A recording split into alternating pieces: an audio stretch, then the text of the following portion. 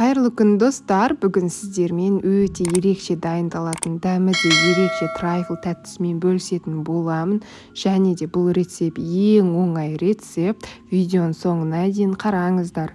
Ең алдымен осындай 3 жұмыртқаға қант ұнтағын қосып араластырып аламыз.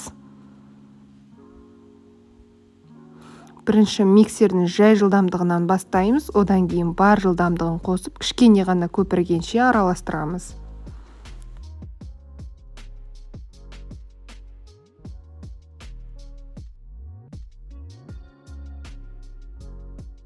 Осы массаның бетіне құрғақ ингредиенттерді қосатын боламыз. ұн қопсытқыш және де какао қосылатын болады.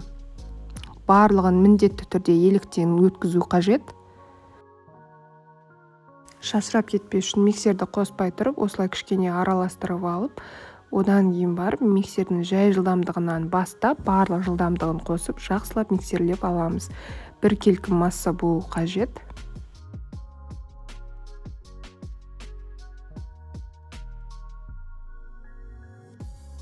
Мен осындай формаға пергамент бумагасын төсеп пісіремін. Сіздер қалаған формаларыңызды салсаңыздар болады. Домалақ, сопақша, бәрібір.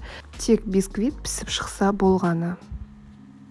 Осы массаның барлығын формаға құямыз. Және де алдын ала 180 градуста қызып тұрған пеште шамамен 20 минуттай пісіріп аламыз. Өздеріңіздің пештеріңіздің ыңғайына қарай.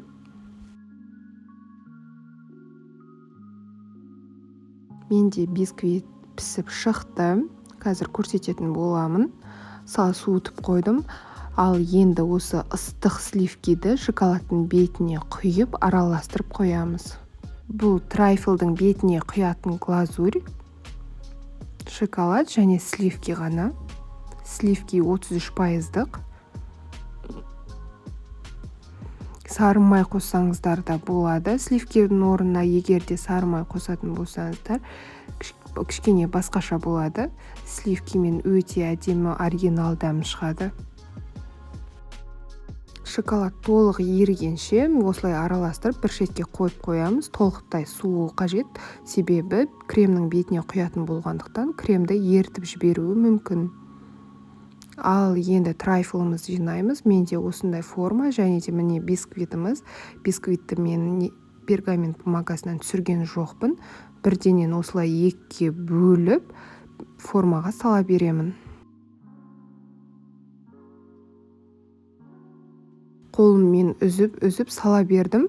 Сіздер пышақпен бөлсеңіздер де немесе үгітіп салсаңыздар да болады. Қалағандарыңызша жасай беріңіздер.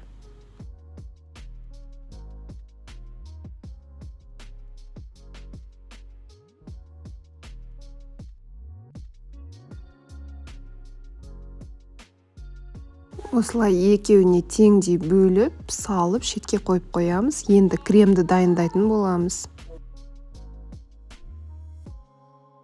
Кремінде менде 33% сливки және де творожный сыр және де қант ұнтағы. Егер де сіздерде қант ұнтағы болмаса, қант қоса беруге де болады. Үшеуін бірденен барлығын салып, миксердің жай жылдамдығымен бастап, одан кейін барлық жылдамдығын қосып, араластырып, бір келкі крем болғанша осылай араластырамыз. Шамадан тыс көп араластыруға да болмайды, себебі крем сұйылып кетуі мүмкін. Міне осындай өз-өзін ұстап тұратын әппақ крем пайда болады. Енді трайфлды жинайтын боламыз. Дайын болған кремді теңдей 2 бөлікке бөліп құямыз.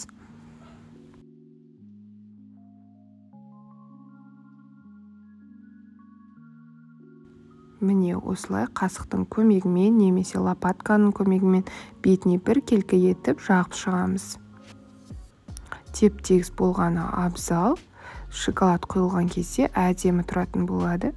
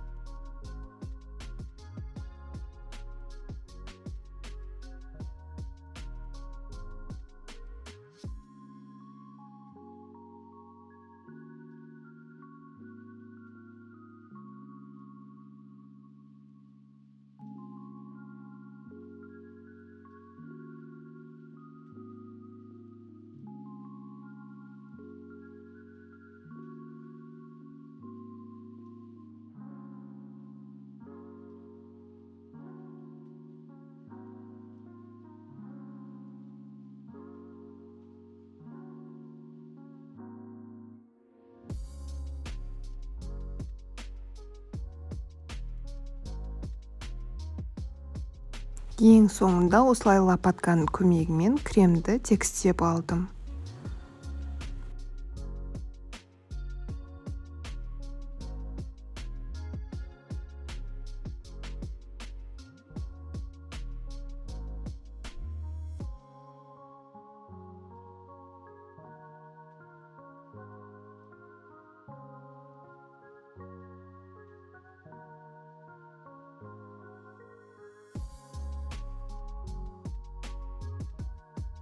Алдын ала дайындап қойған шоколадты екіге бөліп теңдей етіп құйып шығамыз.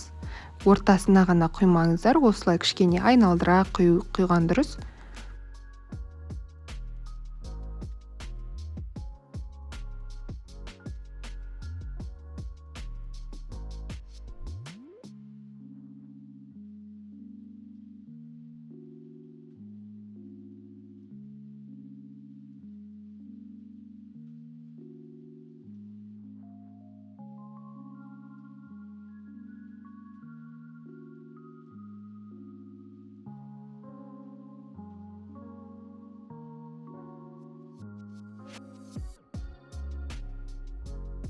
Мен бетін құпынаймен әсемдедім.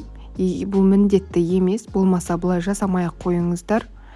Міндетті түрде бетін әсемдеп болғаннан кейін 1 сағатқа немесе одан да көп, кем дегенде 1 сағатқа тоңазытқышқа қойып қойған дұрыс. Себебі крем мен шоколад бір-біріне араласып кетеді. Кішкене кремі де шоколадты да қатқаны дұрыс. Айта кететін нәрсем, трайфлды міндетті түрде осындай арнайы қорапшаға салып жинаудың қажеті жоқ. Үйлеріңізде қандай ыдысқа жинағыларыңыз келеді, соған жинай берсеңіздер болады. Міндетті түрде осылай әсемдеудің қажеті жоқ. Өздеріңіздің фантазияларыңызға қарай өте әдемілеп әсемдеп алуға да болады.